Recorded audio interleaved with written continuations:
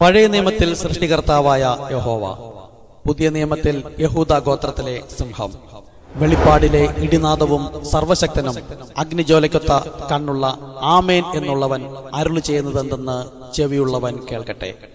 നിന്റെ ആദ്യ സ്നേഹം വിട്ടുകളഞ്ഞു എന്നൊരു കുറ്റം നിന്നെക്കുറിച്ച് പറവാനുണ്ട്. നീ ഏതിൽ നിന്ന് വീണിരിക്കുന്നു എന്ന് ഓർത്ത് മാനസാന്തരപ്പെട്ട് സഭ ഒന്ന്, ആത്മാവ് ഒന്ന്, കർത്താവ് ഒരുവൻ, വിശ്വാസം ഒന്ന്, സ്നാനം ഒന്ന് എന്ന ഈ ആദ്യ വിശ്വാസത്തിലേക്ക് മടങ്ങി വരിക. ഇല്ലാഞ്ഞാൽ നന്നല്ല. ആമേൻ. പിതാവിൻ്റെ, പുത്രൻ്റെ, പരിശുദ്ധാത്മാവിൻ്റെ നാമം, അതാണ് മത്തായി സുവിശേഷം 28:19. അപ്പോൾ ഈ പിതാവിനും പുത്രനും പരിശുദ്ധാത്മാവിനും കൂടി ഒരു നാമമുണ്ട്, അത് യേശുക്രിസ്തുവാണ്. ഇതാണ് അടുത്ത വാദം. അപ്പോൾ യേശുക്രിസ്തു എന്ന് പറഞ്ഞാൽ പിതാവാണ്, യേശുക്രിസ്തു എന്ന് പറഞ്ഞാൽ പുത്രനാണ്, യേശുക്രിസ്തു എന്ന് പറഞ്ഞാൽ പരിശുദ്ധാത്മാവാണ്. ഇതാണ് വണ്ണസ് പെന്തക്കോസ്റ്റൽസിൻ്റെ അടുത്ത വാദം. അതും തെറ്റാണ്. തെറ്റെന്നുള്ളത് നമുക്ക് അനായാസന മനസ്സിലാകും. അപ്പോൾ ഒന്നുകൂടെ അത് പറയാം, നമ്മൾ അവരെ ഉപദേശത്തെ എതിർക്കുമ്പോൾ ഇത്ര അറിഞ്ഞിരിക്കണം.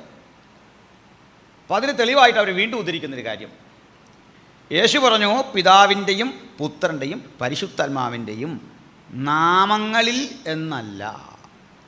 ഒനോമ, ഗ്രീക്കിലെ ഒനോമയാണ്. ഒനോമ, എൻ ഒനോമ, നാമത്തിൽ. ബഹുവചന ഇല്ല, ഏകവചന. അപ്പം പിതാവിനും പുത്രനും പരിശുദ്ധാത്മാവിനും കൂടി ഒരു പേരുണ്ട്. അത് അപ്പോസ്തലർ 2:38 തെളിയുന്നു. കാരണം അവിടെ പറയുന്നു യേശുവിൻ്റെ നാമത്തിൽ സ്നാനമേൽപ്പിക്കാൻ. യേശു പറഞ്ഞു പിതാവിൻ്റെയും പുത്രൻ്റെയും പരിശുദ്ധാത്മാവിൻ്റെ നാമം. അപ്പോസ്തലന്മാർ യേശുവിൻ്റെ നാമത്തിൽ ചെയ്യാൻ കൽപ്പിച്ചപ്പോൾ യേശു പറഞ്ഞതെന്തോ അതാണ് വേണ്ടത്. അപ്പോൾ ഇവരുടെ വാദങ്ങളിലെ പ്രധാന കാര്യങ്ങൾ ഇത്രയും ലളിതമായിട്ട് മനസ്സിലാക്കാൻ പറ്റും. അവരതുകൊണ്ട് തന്നെ പിതാവിൻ്റെയും പുത്രൻ്റെയും പരിശുദ്ധാത്മാവിൻ്റെയും നാമത്തിൽ സ്നാനപ്പെട്ടവരെ വീണ്ടും സ്നാനമേൽപ്പിക്കും യേശുവിൻ്റെ നാമത്തിൽ. അപ്പോൾ ഇവരെക്കുറിച്ചൊരു ഗ്രാഹ്യം ഉണ്ടായോ? ഇവരുടെ ഉപദേശം സംബന്ധിച്ച് ഒരു ഗ്രാഹ്യം ഉണ്ടായോ? Praise the Lord. ഹല്ലേലൂയ. വേഗം വരുന്ന കർത്താവായ യേശുക്രിസ്തു നാമത്തിൽ നിങ്ങൾക്ക് എൻ്റെ സ്നേഹവന്ദനം. ഇപ്പോൾ നമ്മൾ നോക്കിക്കൊണ്ടിരുന്നത് യേശു തന്നെ കർത്താവെന്ന്, അത് പുത്രൻ തന്നെ പിതാവെന്നുള്ളത് നമ്മൾ നോക്കി. യേശു തന്നെ ക്രിസ്തുവെന്ന്, ആ കാര്യം. ഇത് യേശുവാണ് കർത്താവെന്ന് എല്ലാവരും പറയുന്നുണ്ട്, യേശുവാണ് ക്രിസ്തു എന്നും പറയുന്നു. യേശുവിനെ ക്രിസ്തു അല്ല എന്ന് പറയുന്നവൻ എതിർ ക്രിസ്തു എന്ന് പറഞ്ഞു. ഈ യേശു പുത്രൻ്റെ പേരാ. പുത്രനാണ് പരിശുദ്ധാത്മാവ് എന്ന് ആരും വിശ്വസിക്കുന്നില്ല. ഇത് വിശ്വസിക്കണം. ഈ പിതാവ്, പുത്രൻ, പരിശുദ്ധാത്മാവ് മൂന്നും ആക്കുന്നത് ഒന്ന് എന്ന് വിശ്വസിക്കുന്നവർക്ക് കിട്ടുന്ന നാമമാണ് പിതാവിൻ്റെ നാമം കർത്താവ്, പുത്രൻ്റെ നാമം യേശു, പരിശുദ്ധാത്മാവ് നാമം ക്രിസ്തു. അപ്പോൾ പുത്രൻ തന്നെ പരിശുദ്ധാത്മാവ്. അപ്പം പുത്രൻ അല്ല പരിശുദ്ധാത്മാവ് എന്ന് പറയുന്നവൻ്റെ എതിർ ക്രിസ്തു. അതിനെക്കുറിച്ച് നമ്മൾ നോക്കിയത് 5-6 എപ്പിസോഡ് സംസാരിച്ചിട്ടുണ്ടായിരുന്നു. തുടർന്ന് ഒത്തിരി സംസാരിച്ചു. നമുക്കിനി അടുത്ത് സ്നാനം എന്ന വിഷയത്തിലേക്കാണ് നമ്മൾ നോക്കുന്നത്. പിതാവിൻ്റെയും പുത്രൻ്റെയും പരിശുദ്ധാത്മാവിൻ്റെ നാമത്തിൽ, നാമങ്ങളിൽ എന്നല്ല. യേശു മത്തായി 28:19 പറയുന്നത് പിതാവിൻ്റെയും പുത്രൻ്റെയും പരിശുദ്ധാത്മാവിൻ്റെ നാമത്തിൽ സ്നാനം കഴിപ്പിച്ചും. നാമങ്ങളിൽ എന്നല്ല. പിതാവ്, പുത്രൻ, പരിശുദ്ധാത്മാവ് 3 വ്യക്തികളാണെന്ന് ലോകം പഠിപ്പിക്കുന്നത് കൊണ്ട് അങ്ങനെയെങ്കിൽ അവരുടെ ന്യായവിധി വരുന്നത് നിങ്ങളിത് 3 വ്യക്തികളെന്ന് പറഞ്ഞിട്ട് ഈ 3ഉം ചേർത്തത് കൊണ്ട് നാമത്തിൽ ആയില്ല, നാമങ്ങളിൽ അല്ലേ ആയുള്ളൂ. അപ്പോഴും കർത്താവിൻ്റെ കൽപ്പന ലംഘിച്ചതായിട്ട് തന്നെ വരും. അപ്പോൾ കർത്താവിൻ്റെ കൽപ്പന ലംഘിച്ചതല്ലാതെ വരുന്നത് എപ്പോഴാണ്? പിതാവിൻ്റെയും പുത്രൻ്റെയും പരിശുദ്ധാത്മാവിൻ്റെ നാമത്തിൽ. ആ നാമം പിതാവിന് കർത്താവ്, പുത്രൻ യേശു, പരിശുദ്ധാത്മാവ് ക്രിസ്തു. ഈ നാമത്തിൽ ചെയ്യുമ്പോഴാണ് ദൈവം കണക്കിടുന്നത്. ഇല്ലെങ്കിൽ ഇടറിപ്പോയിട്ട് പിതാവ്, പുത്രൻ, പരിശുദ്ധാത്മാവെന്ന് 3 പേരാക്കുകയാണ്. ഇവിടെ നമുക്ക് നോക്കാം. അപ്പോസ്തല പ്രവൃത്തി ഞാൻ എടുക്കുകയാണ്. മത്തായി 20:19 വരുന്നുണ്ട്. അപ്പോസ്തല പ്രവൃത്തി 2:38 പത്രോസ് അവരോടെന്നാണ്. വാസ്തവത്തിൽ പത്രോസ് അല്ല, പരിശുദ്ധാത്മാവ് പത്രോസിലൂടെ നിങ്ങൾ മാനസാന്തരപ്പെട്ട് നിങ്ങളുടെ പാപങ്ങളുടെ മോചനത്തിനായി ഓരോരുത്തൻ യേശുക്രിസ്തുവിന്റെ നാമത്തിൽ സ്നാനമേൽപ്പിൻ, എങ്കിൽ പരിശുദ്ധാത്മാവ് എന്ന ദാനം ലഭിക്കും. പത്രോസ് ഇവിടെ ഇത് പറയണമെങ്കിൽ ഇത് യേശു പറഞ്ഞിരിക്കണം, പഴയ നിയമത്തിൽ പിതാവായിട്ടും പറഞ്ഞിരിക്കണം. അപ്പോൾ പഴയ നിയമത്തിലൊരു തിരുവെഴുത്തുണ്ടായിരിക്കണം, സുവിശേഷങ്ങളുണ്ടായിരിക്കണം. കാരണം യേശു പറഞ്ഞു പരിശുദ്ധാത്മാവ് വരുമ്പോൾ ഞാൻ പറഞ്ഞതിനെ ഓർമ്മപ്പെടുത്തി ഉപദേശിക്കും. അപ്പം ഇവിടെ മാനസാന്തരത്തിനും പാപങ്ങളുടെ മോചനത്തിനും ഒരു നാമം പറഞ്ഞിരിക്കുന്നു. തൊട്ടുതാഴെ അപ്പോസ്തല പ്രവൃത്തി 2:39 വാഗ്ദത്തം നിങ്ങൾക്കും നിങ്ങളുടെ മക്കൾക്കും നമ്മുടെ ദൈവമായ കർത്താവ് വിളിച്ചു വരുത്തുന്ന ഏവർക്കുമുള്ളതല്ലോ എന്ന് പറഞ്ഞു. അപ്പോസ്തല പ്രവൃത്തി 2:38 പ്രകാരം സ്നാനം ആരാണ് ചെയ്യേണ്ടത്?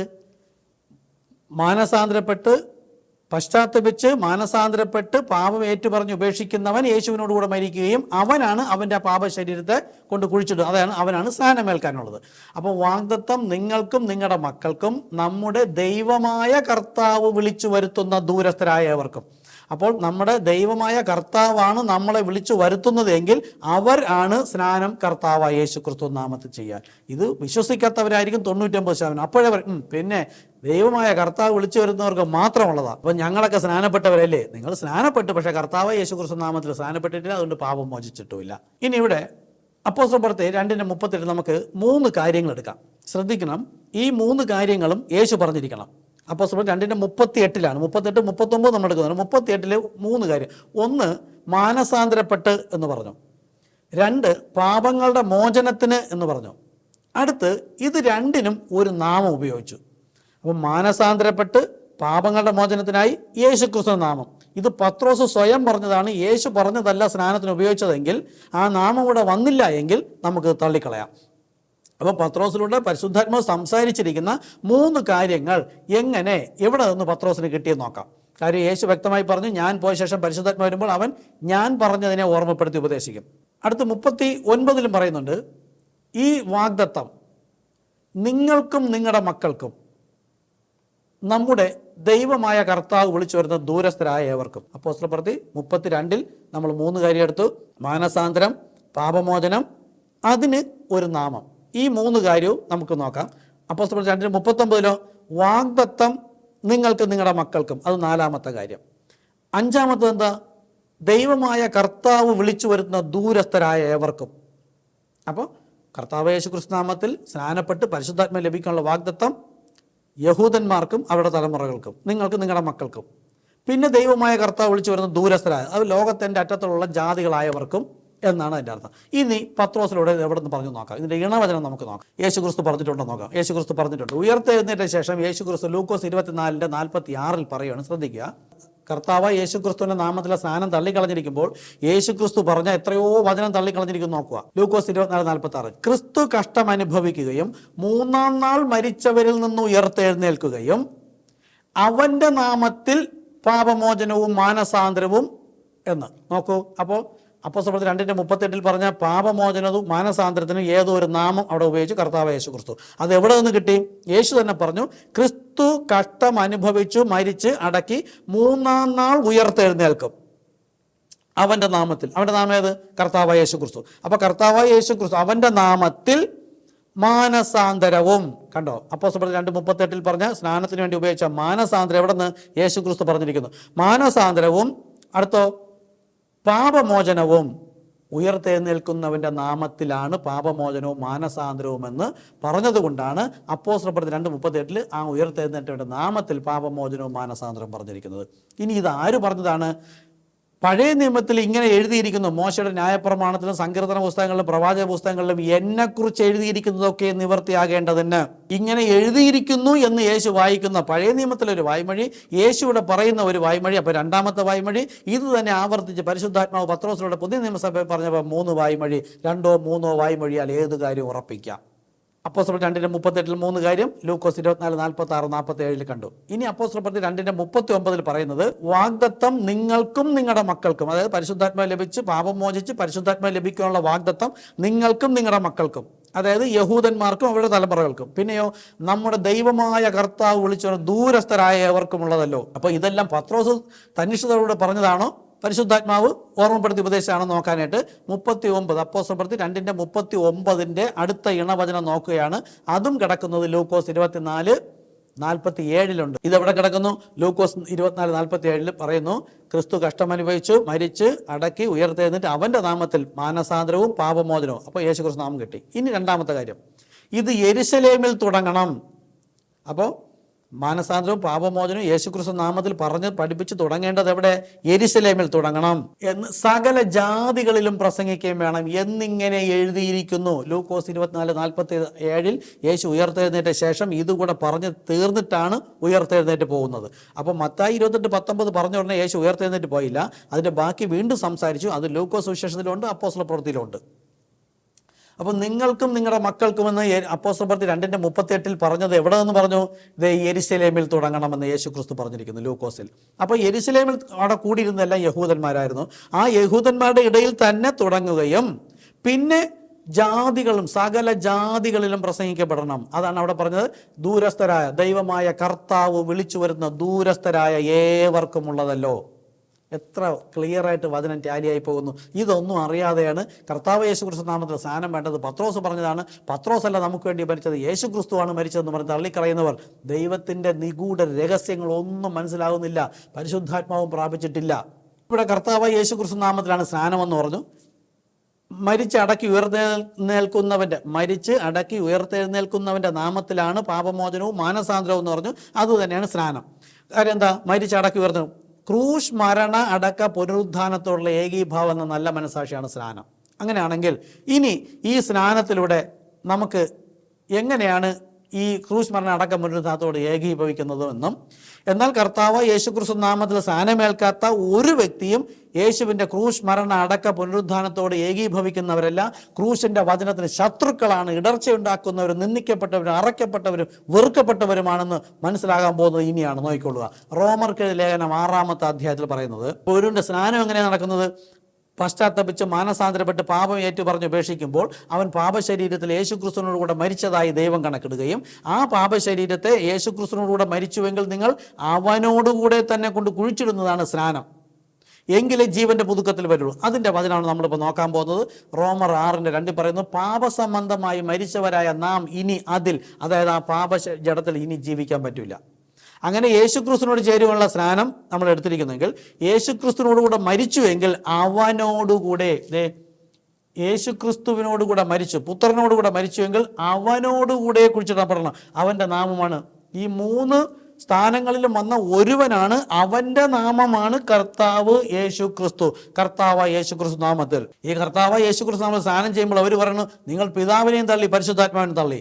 അതെന്തുകൊണ്ടാണ്? വെളിപ്പാടില്ലാത്തതുകൊണ്ട്. അവരുടെ പുരോഹിതന്മാർക്കും വെളിപ്പാടില്ല. എന്തുകൊണ്ട്? കർത്താവ് യേശു ക്രിസ്തു നാമത്തിലുള്ള സ്നാനം അപ്പോസ്തലപ്രവൃത്തി 4-ാമത്തെ അധ്യായത്തിൻ്റെ 12 ഒരു നാമം നൽകിയപ്പോൾ 5 വാക്യം താഴെ എതിർ ക്രിസ്തുക്കൾ, ചാട്ടിൻ തോലിട്ട ചെന്നായ്ക്കൾ വന്ന് പറഞ്ഞു, ഈ നാമം അശേഷം മിണ്ടരുത്, ആരോട് ഉപദേശിക്കരുത്. യേശു ക്രിസ്തു നാമത്തിൽ അശേഷം മിണ്ടരുത്, ആരോട് ഉപദേശിക്കരുത് എന്ന് ആദ്യ നൂറ്റാണ്ടിൽ പറഞ്ഞ അതേ ആട്ടിൻ തോലിട്ട ചെന്നായ്ക്കളാണ് ഈ മഹാപുരോഹിതന്മാരെന്ന് പറയുന്ന, ശാസ്ത്രിമാരെന്ന് പറയുന്ന, പണ്ഡിതന്മാരെന്ന് പറയുന്ന ഈ ബൈബിൾ കോളേജിലെ സകല പ്രോഡക്റ്റുകളും. എന്നാലോ നോക്കൂ, റോമർ 6:4, അങ്ങനെ നാം അവൻ്റെ മരണത്തിൽ പങ്കാളികളായി തീർന്ന സ്നാനത്തിൽ അവരോടുകൂടെ കുഴിച്ചിടപ്പെട്ടു എന്നല്ല, അവനോടുകൂടെ, ഏകവചനം, കർത്താവായ യേശുക്രിസ്തു നാമത്തിൽ തന്നെ സ്നാനം ചെയ്യണം. റോമർ 6 ഇണവചനമാണ്. അപ്പോസ്തലപ്രവൃത്തി 2:38, 8:16, 10:48, 19:5 ഈ വാക്യങ്ങളുടെ മറ്റൊരു ഇണവചനമാണ് റോമർക്ക് ലേഖനം 6-ാമത്തെ അധ്യായത്തിൽ നമ്മൾ വായിക്കുന്നത്. അപ്പോൾ അങ്ങനെ നാം പാപസംബന്ധമായി യേശുവിനോടുകൂടെ മരിച്ചുവെങ്കിൽ, ആ മരണത്തിൽ പങ്കാളികളായി തീർന്നെങ്കിൽ ആ സ്നാനത്തിൽ അവനോടുകൂടെ കർത്താവായ യേശുക്രിസ്തു നാമത്തിൽ കുഴിച്ചിടണം. അതാണ് സ്നാനം. വെള്ളത്തിനുള്ളിൽ കൊണ്ട് നടക്കം ചെയ്യുന്നതാണ് സ്നാനം. അടുത്ത്, ക്രിസ്തു മരിച്ചിട്ട് പിതാവിൻ്റെ മഹിമയിൽ ജീവിച്ചെഴുന്നേറ്റതുപോലെ നാമും ജീവന്റെ പുതുക്കത്തിൽ നടക്കേണ്ടതിന് തന്നെ. കർത്താവ് യേശുക്രിസ്തു നാമത്തിൽ സ്നാനപ്പെടുന്നതിനാണ് പാപമോചനത്തിന്. അതിലൂടെ എന്ത് ലഭിക്കും? പരിശുദ്ധാത്മാ ലഭിക്കും. അത് നമ്മെ ജീവന്റെ പുതുക്കത്തിൽ വഴി നടത്തും. പിതാപുത്രൻ പരിശുദ്ധാത്മാവ് എന്ന് പറഞ്ഞുകൊണ്ട് ആക്ഷരിക വാക്കുകൾ ഉപയോഗിച്ച പാപമോചനയിൽ അവിടെ ഒന്നുമില്ല, ഒന്നും ദാനവും ഇല്ല. അതുകൊണ്ടല്ലേ പരിശുദ്ധാത്മാ ലഭിക്കാത്തതുകൊണ്ട് മുൻപ് പറഞ്ഞ ഒരു കാര്യങ്ങളും അവർക്ക് മനസ്സിലാവാത്തത്. യേശു തന്നെ കർത്താവെന്ന്, യേശു തന്നെ ക്രിസ്തു എന്നും പറയും. പക്ഷേ ഇത് 3 പറഞ്ഞ് പിന്നെ 3 ചേർന്ന് 1 പറയുന്നിടത്തോളം ഇവർ രക്ഷിക്കപ്പെട്ടിട്ട് പോലുമില്ല. റോമർ 6:4, അങ്ങനെ നാം അവൻ്റെ മരണത്തിൽ പങ്കാളികളായി തീർന്ന സ്നാനത്താൽ അവനോടുകൂടെ കുഴിച്ചിടപ്പെട്ടു. അതാ കർത്താവായ യേശു ക്രിസ്തു നാമത്തിൽ സ്നാനപ്പെട്ടു. ഇവിടെ അപ്പോസ്തലപ്രവൃത്തി 2:38, 8:16, 10:48, 19:5 ഇവിടെ മുഴുവൻ നോക്കിയിരുന്നാലും സ്നാനം കർത്താവായ യേശു ക്രിസ്തു എന്ന നാമത്തിൽ തന്നെയാണ്. എന്തിനാണ്? ജീവന്റെ പുതുക്കത്തിൽ നടക്കേണ്ടതിന്. ഇനി റോമർ 6:5, അവൻ്റെ മരണത്തിൻ്റെ സാദൃശ്യത്തോട് നാം ഏകീഭവിച്ചവരായെങ്കിൽ പുനരുദ്ധാനത്തിൻ്റെ സാദൃശ്യത്തോട് ഏകീഭവിക്കും. അപ്പം കർത്താവിൻ്റെ വരവിൽ പുനരുദ്ധാനത്തിൽ പോകണമെങ്കിൽ അവൻ്റെ ക്രൂശ് മരണ അടക്ക പുനരുദ്ധാനം എന്ന ആ പാപമോചന ക്രിയ അവൻ ചെയ്തിരിക്കണം. അത് കർത്താവ് യേശുക്രിസ്തു നാമത്തിൽ തന്നെ ചെയ്താൽ മാത്രമേ, അതിനോട് ഏകീഭവിച്ചവരായെങ്കിൽ മാത്രമേ പുനരുദ്ധാനത്തിൽ പോവുകയുള്ളൂ പച്ചയ്ക്ക് പറഞ്ഞിരിക്കുകയാണ്. ഇതെല്ലാം സ്നാന സമയത്ത് അവർ വായിക്കും. പരിശുദ്ധാത്മാവ് ലഭിക്കാത്തതിനാൽ ഒന്നും ഗ്രഹിക്കാതെ അവർ വായിക്കുന്നത്. റോമർ 6:6, നാം ഇനി പാപത്തിന് അടിമപ്പെടാതെ വണ്ണം പാപശരീരത്തിന് നീക്കം വരേണ്ടതിന് നമ്മുടെ പഴയ മനുഷ്യൻ അവനോടുകൂടെ ക്രൂശിക്കപ്പെട്ടു എന്ന് നാം അറിയുന്നു. അപ്പോൾ പാപസംബന്ധമായുള്ള പഴയ പാപ സ്വഭാവമുള്ള മനുഷ്യൻ യേശുക്രിസ്തുവിനോട് ക്രൂശിക്കപ്പെട്ടു, യേശുക്രിസ്തുവിനോട് മരിച്ചു, യേശുക്രിസ്തുവിനോട് അടക്കി, യേശുക്രിസ്തു ഉയർത്തെഴുന്നേറ്റ് എങ്കിലേ പുനരുത്ഥാനത്തിൽ പോവുകയുള്ളൂ. അപ്പോൾ ഇത്രയും കാര്യങ്ങൾ നമ്മൾ ചെയ്തതായിട്ട് അറിയുന്നു. അങ്ങനെ മരിച്ചവൻ പാപത്തിൽ നിന്ന് മോചനം പ്രാപിച്ചിരിക്കുന്നു. നോക്കൂ, കർത്താവായ യേശുക്രിസ്തു നാമത്തിൽ സ്നാനപ്പെട്ടവൻ മാത്രമാണ് പാപത്തിൽ നിന്ന് മോചനം ലഭിച്ചിട്ടുള്ളത്. അപ്പോൾ വെള്ളത്തിലാണോ പാപമോചനം? അല്ല, ദൈവത്തിൻ്റെ കൽപ്പന. എൻ്റെ കൽപ്പനകൾ ലഭിച്ച് പ്രമാണിച്ചനുസരിക്കുന്നവനെ എൻ്റെ പിതാവ് സ്നേഹിക്കുകയും, അതായത് ദൈവം തന്നെ സ്നേഹിക്കുകയും ഞാനും അവനെ സ്നേഹിച്ച് അവന് എന്നെ തന്നെ വെളിപ്പെടുത്തി കൊടുക്കും. ഇത് മാത്രം വെളിപ്പെട്ട് കിട്ടിയാൽ മതി. ഈ യേശു തന്നെ കർത്താവ് അല്ല, അതായത് യേശു തന്നെ പിതാവ്, യേശു തന്നെ പുത്രൻ എന്ന് വെളിപ്പെടും. അതെന്തുകൊണ്ടാണ്? എൻ്റെ കൽപ്പന, കർത്താവ് യേശു ക്രിസ്തു നാമത്തിലെ സ്നാനം, അല്ലെങ്കിൽ മത്തായി സുവിശേഷത്തിൽ 28:19 പറഞ്ഞ പിതാവിൻ്റെയും പുത്രൻ്റെയും പരിശുദ്ധാത്മാവിൻ്റെ നാമത്തിൽ പിതാവിനെ വിളിച്ച് ദൈവമായ കർത്താവേ, യഹോവയായ കർത്താവേ, പുത്രനെ കന്യക ഗർഭിണിയായ ഒരു മകനെ പ്രസവിക്കും, അവന് യേശു എന്ന് പേരിടണം. പരിശുദ്ധാത്മാവിനാൽ മുദ്രയിട്ടിരിക്കുന്നു, അതാണ് ക്രിസ്തുവിൻ്റെ മുദ്ര. പരിശുദ്ധാത്മാവ് നിറഞ്ഞവനായി സംസാരിക്കുന്നു, അതാണ് ക്രിസ്തുവിൽ സംസാരിക്കുന്നത്. പരിശുദ്ധാത്മാവാണ് നമ്മളിൽ ഇരിക്കുന്നത്, അതാണ് മഹത്വത്തിൻ്റെ പ്രത്യേകത. ക്രിസ്തു നമ്മളിൽ ഇരിക്കുന്നത്. അപ്പോൾ ആക്ഷരീകം, അക്ഷരം കൊല്ലുന്നു, ആത്മാവോ ജീവിപ്പിക്കുന്നു. ഈ ആത്മീക നാമത്തിൽ സ്ഥാനപ്പെടുന്നു എങ്കിൽ അങ്ങനെ പാപസംബന്ധമായി മരിച്ചവൻ പിന്നെ പാപം മോചിച്ചിരിക്കുന്നു. നാം ക്രിസ്തുവിനോടുകൂടെ മരിച്ചു എങ്കിൽ പിന്നെ അവനോടുകൂടെ ജീവിക്കും. അപ്പോൾ കർത്താവായ യേശുക്രിസ്തു നാമത്തിൽ പാപമോചന സ്നാനം ചെയ്ത് ജീവന്റെ പുതുക്കത്തിൽ ജീവിക്കാത്ത ഒരു വ്യക്തിയും യേശുക്രിസ്തുവിനോട് കൂടെ അല്ല ജീവിക്കുന്നത്. ക്രിസ്തു മരിച്ചിട്ട് ഉയർത്തെഴുന്നേറ്റിരിക്കിയാൽ ഇനി മരിക്കുകയില്ല. അപ്പം നിങ്ങളും ക്രിസ്തുവിനോട് കൂടെ മരിച്ചു, ക്രിസ്തുവിനോട് അടക്കി, ക്രിസ്തുവിനോട് കൂടെ ഉയർത്തെഴുന്നേറ്റ് പാപസംബന്ധമായി മരിച്ചിട്ട് ജീവന്റെ പുതുക്കത്തിൽ നിങ്ങൾ നടക്കുന്നു എങ്കിൽ മാത്രമാണ് നിങ്ങൾക്ക് രണ്ടാം മരണത്തിൽ കാര്യമില്ലാത്തത്. അല്ലാതെ പിതാവ്, പുത്രൻ, പരിശുദ്ധാത്മാവ് എന്ന് പറഞ്ഞുകൊണ്ട് സ്നാനപ്പെട്ട എല്ലാവർക്കും രണ്ടാം മരണമുണ്ട്. യേശുക്രിസ്തു നാമത്തിൽ സ്നാനപ്പെട്ട് ജീവന്റെ പുതുക്കത്തിൽ നടക്കുന്നവൻ, പരിശുദ്ധാത്മ ലഭിച്ചവൻ രണ്ടാം മരണത്തിൽ കാര്യമില്ല. ബാക്കി മുഴുവൻ പേർക്കും രണ്ടാം മരണമുണ്ട്, നരകത്തിലേക്ക് പോകും. റോമർ 6:10 അവൻ മരിച്ചത് പാപസംബന്ധമായി ഒരിക്കലായിട്ട് മരിച്ചു. അവൻ ജീവിക്കുന്നതോ ദൈവത്തിന് ജീവിക്കുന്നു. അവന് ഭൂമിയിലുള്ളതല്ല വലുത്, അവന് സ്വർഗത്തിലുള്ളതാണ് വലുത്. ദൈവത്തിൻ്റെ വെളിപ്പാടുകൾ ദിനം പ്രതി കർത്താവ് ജീവന്റെ പുതുക്കത്തിലേക്ക് നൽകിക്കൊണ്ടേയിരിക്കും. ഔവണ്ണം നിങ്ങളും ആര്? കർത്താവ് യേശുക്രിസ്തു നാമത്തിൽ സ്നാനപ്പെടുന്നവർ മാത്രം, സ്നാന സമയത്ത് എടുത്ത് വായിക്കുന്നവരല്ല, അങ്ങനെയുള്ളവരാണ് അധികവും. ഔവണ്ണം നിങ്ങളും പാപസംബന്ധമായി മരിച്ചവർ എന്നും ക്രിസ്തേശുവിൽ ദൈവത്തിന് ജീവിക്കുന്നവർ എന്നും നിങ്ങളെ തന്നെ എണ്ണുവിൻ. നിങ്ങളെ ആരെ? കർത്താവായ യേശുക്രിസ്തു നാമത്തിൽ, പിതാവിൻ്റെ, പുത്രൻ്റെ, പരിശുദ്ധാത്മാവിൻ്റെ നാമത്തിലാണ്. ആ നാമത്തിലാണ് സ്നാനപ്പെടാൻ, നാമങ്ങളിൽ അല്ല. നാമമല്ലാത്ത 3 വാക്കുകളും നാമമെന്ന് പറഞ്ഞ് സ്നാനപ്പെടുന്നവരാണ് 99% ഈ നാട്യ ക്രിസ്ത്യാനികൾ. എളിമയുള്ളവനും ദൈവത്തോട് വചനത്തോട് ദാഹമുള്ളവനും ആത്മാവിൽ ദരിദ്രനും പിടികിട്ടും കർത്താവായ യേശുക്രിസ്തു എന്നാണ്. ഇതുകൊണ്ടാണ് ഈ പുനരുദ്ധാനത്തിൽ പോകുന്നതിന് വേണ്ടിയിട്ടാണ് കർത്താവ് പറഞ്ഞത്, നിങ്ങൾ മാനസാന്തരപ്പെട്ട്, അപ്പോസ്തലപ്രവൃത്തി 2:38 നിങ്ങൾ മാനസാന്തരപ്പെട്ട് നിങ്ങളുടെ പാപങ്ങളുടെ മോചനത്തിനായി യേശുക്രിസ്തു നാമത്തിൽ സ്നാനമേൽപ്പിൻ, എന്നാൽ പരിശുദ്ധാത്മാവ് എന്ന ദാനം നിങ്ങൾക്ക് ലഭിക്കും. ഈ വാഗ്ദത്തം നിങ്ങൾക്കും നിങ്ങളുടെ മക്കൾക്കും നമ്മുടെ ദൈവമായ കർത്താവ് വിളിച്ചു വരുത്തുന്ന ദൂരസ്ഥരായ ഏവർക്കുമുള്ളതല്ലോ. കേട്ടോ, എത്ര കൃത്യതയോടെ കാര്യങ്ങൾ പറഞ്ഞിരിക്കുന്നു. പിതാവിൻ്റെയും പുത്രൻ്റെയും പരിശുദ്ധാത്മാവിൻ്റെ നാമം എന്ന് പറയുന്നത് തന്നെയാണ് നാമത്തിൽ, ആ നാമമാണ് കർത്താവായ യേശുക്രിസ്തു. മത്തായി 28:19 ശ്രദ്ധിക്കുക, അവിടെ പറയുന്നു പിതാവിൻ്റെയും പുത്രൻ്റെയും പരിശുദ്ധാത്മാവിൻ്റെയും നാമത്തിൽ എന്നാണ്, നാമങ്ങളിൽ എന്നല്ല, ഏതോ ഒരു നാമത്തിൽ. പിതാവിൻ്റെ നാമം നമ്മൾ റോമർക്ക് ഇത് പഠിപ്പിച്ചപ്പം പഠിച്ചു, എന്നാൽ ഒന്നുകൂടെ നോക്കാം. പിതാവിൻ്റെ നാമം, പിതാവ് എന്നത് ആക്ഷരിക വാക്കാണ്. ഈ ആക്ഷരിക വാക്കിൻ്റെ ആത്മീക നാമം ആമോസ് 3:7 പറയുന്നു, യഹോവയായ കർത്താവേ.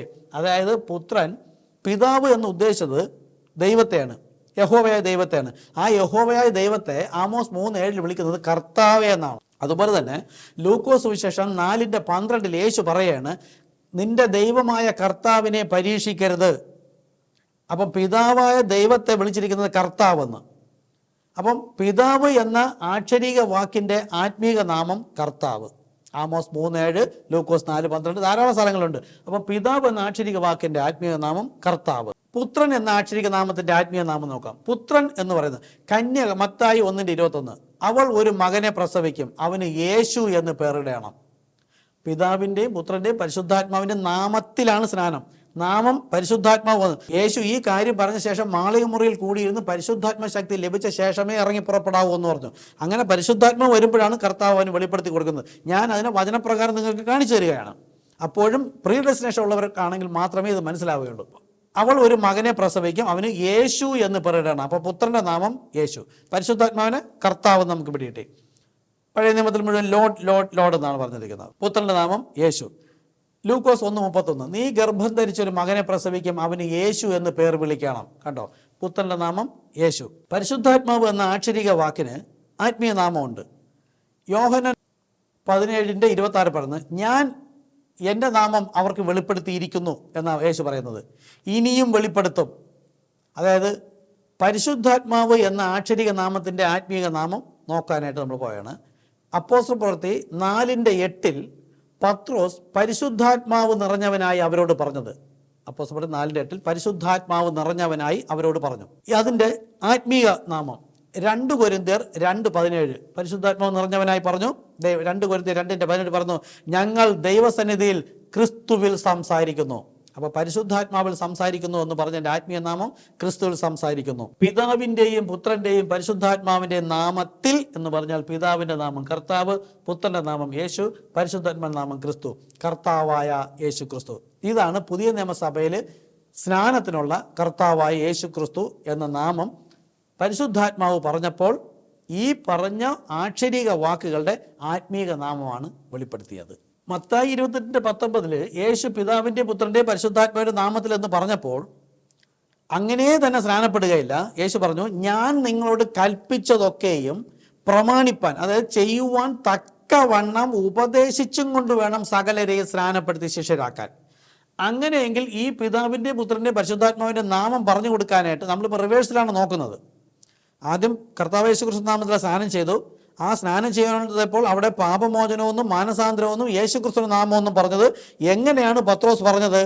ലൂക്കോസ് 24 യേശു ക്രിസ്തു പറഞ്ഞ പ്രകാരം ക്രിസ്തു മരിച്ച് അടക്കി ഉയർത്തെഴുന്നേറ്റ് അവൻ്റെ നാമത്തിൽ, അത് കർത്താവ് യേശു ക്രിസ്തു നാമം, പാപമോചനവും മാനസാന്തരവും തുടങ്ങണം. അപ്പം ഈ പുതിയ നിയമസഭയിലെ സ്നാനത്തിൽ മാനസാന്തരപ്പെട്ട് പാപങ്ങളുടെ മോചനത്തിന് യേശു ക്രിസ്തു നാമത്തിൽ സ്നാനമേൽപ്പിൻ. 2 വാഗ്ദത്തം നിങ്ങൾക്കും നിങ്ങളുടെ മക്കൾക്കും, അതായത് യെരുശലേമിൽ തുടങ്ങി സകല ജാതികളും പ്രസംഗിക്കണം. ഇതാണ് ദൈവമായ കർത്താവ് വിളിച്ചു വരുന്ന ദൂരസ്ഥരായ ഏവർക്കുമുള്ളതല്ലോ.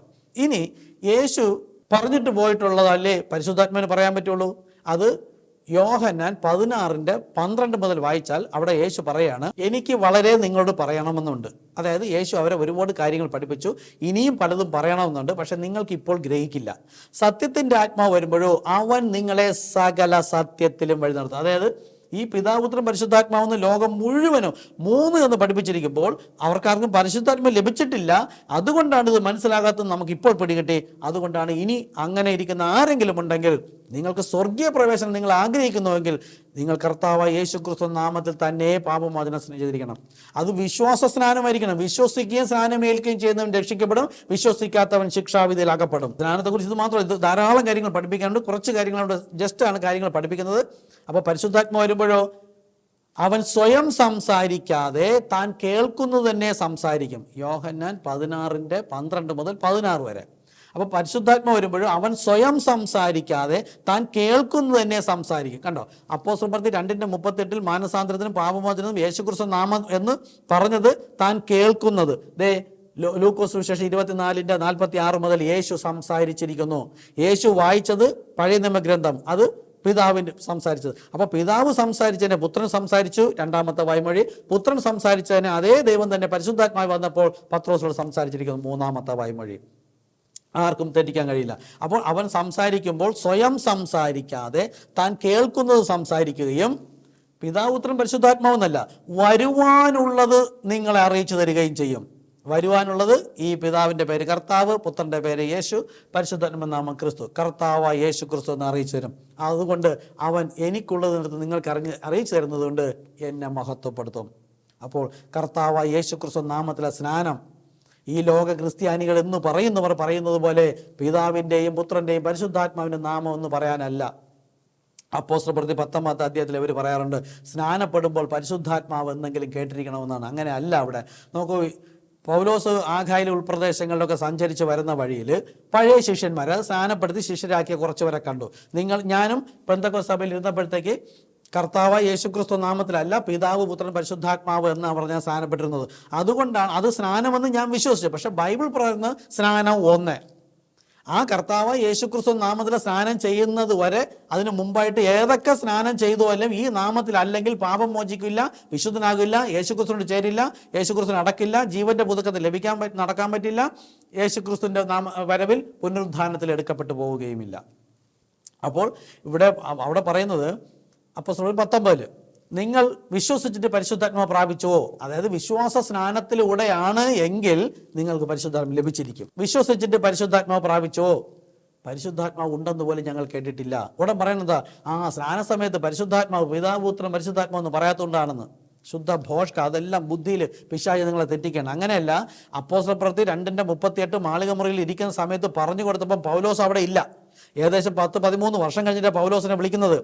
ആ പൗലോസിനെ അറബിലേക്ക് അയച്ച് ഇതേ പരിശുദ്ധാത്മാവ് പഠിപ്പിച്ചത്. ആ ക്രിസ്തുവിന്റെ വെളിപ്പാടിനാലത്രേ പരിശുദ്ധാത്മാവ് പഠിപ്പിച്ചപ്പോൾ ക്രിസ്തുവിന്റെ വെളിപ്പാടിനാലത്രേ പരിശുദ്ധാത്മാവിന്റെ ആത്മീയ നാമം ക്രിസ്തു. ആ പരിശുദ്ധാത്മാവ് പറഞ്ഞു കൊടുത്ത് നിങ്ങൾ വിശ്വസിച്ച് സ്നാനപ്പെട്ടാൽ പരിശുദ്ധാത്മാവ് ലഭിക്കും. അതുകൊണ്ടാണ് പൗലോസ് ചോദിച്ചത്, നിങ്ങൾ പരിശുദ്ധാത്മാവ് പ്രാപിച്ചുവോ, പരിശുദ്ധാത്മാവ് ഉണ്ടെന്ന് പോലും ഞങ്ങൾ കേട്ടിട്ടില്ല. ഇനി ഇവർ പറയുന്ന പ്രകാരമാണെങ്കിൽ പൗലോസ് അവിടെ എങ്ങനെ സ്നാനപ്പെടുത്തണം? പിതാവിൻ്റെയും പുത്രൻ്റെയും പരിശുദ്ധാത്മാവിന്റെ നാമത്തിൽ. കാരണം എന്താ? അവരെ സ്നാനപ്പെടുത്തിയപ്പം പിതാവ് പുത്രൻ പരിശുദ്ധാത്മാവ് എന്ന് പറഞ്ഞില്ല. അങ്ങനെയല്ല അവിടെ. അതിനുശേഷം അവര് എൻ്റെ പിന്നാലെ വരുന്നവനിൽ വിശ്വസിക്കണമെന്ന് യോഹന്നാൻ സ്നാപകൻ പറഞ്ഞ കാര്യം പറഞ്ഞിട്ട് യേശു വന്നത് എന്തിനാണ്? പാപപരിഹാര മാർഗത്തിന്. നിങ്ങൾ പാപിയല്ല, നിങ്ങളുടെ പാപപരിഹാര മാർഗം ഒരുക്കിയിരിക്കുന്നു. ഇങ്ങനെ യേശുവിനെ കുറിച്ചുള്ള സുവിശേഷം അത് ധാരാളം പഠിക്കാനുണ്ട്. ഇതെല്ലാം പഠിച്ച് കറക്റ്റ് വിശ്വാസത്തിൽ വന്ന ശേഷം ആണ് സ്നാനപ്പെടുത്താൻ. അപ്പോൾ അവിടെ പറയുന്നത്, ഇത് കേട്ടാറേ അവർ കർത്താവായ യേശുക്രിസ്തു നാമത്തിൽ സ്നാനപ്പെട്ടു. നോക്കൂ, പൗലോസ് അവിടെ പിതാവിന്റെ പുത്രന്റെ പരിശുദ്ധാത്മാവിന്റെ എന്ന വാക്ക്, നാമമല്ലാത്ത 3 വാക്കുകളെ നാമം എന്ന് പറഞ്ഞുകൊണ്ട് സ്നാനപ്പെടുത്തിയെന്നല്ല. ഇത് കേട്ടാറേ അവർ കർത്താവായ യേശുവിന്റെ നാമത്തിൽ സ്നാനപ്പെട്ടു. അപ്പം നിങ്ങളും ദൈവവിളിയുള്ളവരാണെങ്കിൽ, ദൈവമായ കർത്താവാണ് നിങ്ങളെ വിളിച്ചു വരുത്തിയെങ്കിൽ, നമുക്ക് അനേകം പേര് പറഞ്ഞു ജോലി ഉണ്ടായിരുന്നു, ലക്ഷങ്ങളുടെ വരുമാനം ഉണ്ടായിരുന്നു, ബിസിനസ് ഉണ്ടായിരുന്നു, ഞാൻ എല്ലാം വിട്ട് ഇപ്പോൾ ഞാൻ കർത്താവ് എന്നെ വിളിച്ചു വേർതിരിച്ചു, ഞാൻ ദൈവസന്നിധിയിലായിരിക്കുന്നു. ശുദ്ധ ഭോഷ്ക, ദൈവം വിശ്വസ്തൻ. സകല മനുഷ്യനും ഭോഷ്ക് പറയുന്നു. ദൈവമാണ് വിളിച്ചു വരുത്തിയതെങ്കിൽ അങ്ങനെ പറയുന്നവരുടെ സഭയിൽ ഇരിക്കുന്നെങ്കിലും ഈ സ്നാനമല്ലെങ്കിൽ നിങ്ങൾ വിട്ടുപേക്ഷിക്കുക. സമയം തീർന്നു. കർത്താവായ യേശുക്രിസ്തു നാമത്തിൽ തന്നെയാണ് സ്നാനപ്പെടുവാനുള്ളത്. അങ്ങനെ സ്നാനപ്പെട്ടിട്ടില്ല എങ്കിൽ നിങ്ങൾ വിളിക്കുക. ആ കർത്താവ് യേശുക്രിസ്തു നാമത്തിൽ സ്നാനപ്പെട്ടാൽ മാത്രമേ നിങ്ങളുടെ പാപം മോചിക്കുകയുള്ളൂ. എങ്കിലും നിങ്ങൾക്ക് യേശു പറഞ്ഞ പോലെ ഞാൻ വിശുദ്ധനാകയാൽ നിങ്ങൾ വിശുദ്ധനാകുവേൻ. യേശു ക്രിസ്തുവിനോട് ചേരാനുള്ള സ്നാനം എന്ന് പറഞ്ഞാൽ വിശുദ്ധീകരിക്കപ്പെടാതെ യേശു ക്രിസ്തുവിനോട് ചേരാൻ കഴിയില്ല. അങ്ങനെ ജീവന്റെ പുതുക്കത്തിൽ നടക്കുന്നവർ മാത്രമേ കർത്താവിൻ്റെ വരവിൽ എടുക്കപ്പെടുകയുള്ളൂ. ബാക്കി ഒരു വ്യക്തികൾ എടുക്കപ്പെടുകയില്ല. ഇതിനെ തെറ്റിക്കുവാനാണ് യേശു പറഞ്ഞത്, ചിലർ ഞങ്ങളുടെ ഇടയിൽ നിന്ന് പുറപ്പെടും, ചിലർ പുറത്തു നിന്ന് അകത്തേക്ക് വരും, അവർ മുഴുവനും ഈ ആട്ടിൻ തോലിട്ട് ചെന്നായ്ക്കളാണ്. അവരോടാണ് യേശു ക്രിസ്തു ഒരിക്കൽ പറഞ്ഞത്, എന്നെ കർത്താവേ കർത്താവേ എന്ന് വിളിക്കുന്ന ഏവനുമല്ല എൻ്റെ പിതാവിൻ്റെ ഇഷ്ടം ചെയ്യുന്നവനത്രേ സ്വർഗരാജ്യം പ്രാപിക്കുന്നത്. പിതാവ് തന്നെയാണ് ഈ പുത്രൻ ശരീരത്തിലൂടെ സംസാരിച്ചത്. ഈ ശരീരവുമായി യേശു ക്രിസ്തു മുകളിലേക്ക് പോയിട്ട് പറഞ്ഞു, കുറഞ്ഞു വന്നു കഴിഞ്ഞാൽ ഞാൻ മടങ്ങി വന്ന് എല്ലാ നാളും നിങ്ങളോട് കൂടെ ഇരിക്കും, ലോകാവസാനം നിങ്ങളോട് കൂടെ ഇരിക്കും. അതാണ് പരിശുദ്ധാത്മാവ്, മഹത്വത്തിന്റെ പ്രത്യാശ, ക്രിസ്തു നിങ്ങളിൽ ഇരിക്കുന്നത്. അപ്പോൾ ഇതിനെ തെറ്റിക്കാനായിട്ട് എതിർ ക്രിസ്തു സഭയിൽ വന്ന് പറയുകയാണ്, യേശു ക്രിസ്തു നാമം അശേഷം മിണ്ടരുത്, ആരോട് ഉപദേശിക്കരുതെന്ന് പറഞ്ഞതുപോലെ തന്നെയാണ് ഈ സഭയിൽ മുഴുവൻ സഭയിലെയും പുരോഹിത വർഗം എന്ന് പറയുന്നവർ പറയുന്നത് യേശു ക്രിസ്തു നാമം സ്നാനപ്പെടരുത്. എന്താ ഉദ്ദേശം? നിങ്ങൾ മാനസാന്തരപ്പെടരുത്, നിങ്ങളുടെ പാപം മോചിക്കരുത്, നിങ്ങൾ ജീവന്റെ പുതുക്കത്തിൽ നടക്കരുത്, നിങ്ങൾക്ക് സ്വർഗീയ പ്രവേശനം ലഭിക്കരുത്. പിശാചിന്റെ തന്ത്രം ഇത് നിങ്ങൾ തിരിച്ചറിയണം. എന്നാൽ അപ്പോസ്തല പ്രവൃത്തി 4:19 വായിച്ചു നോക്കുക.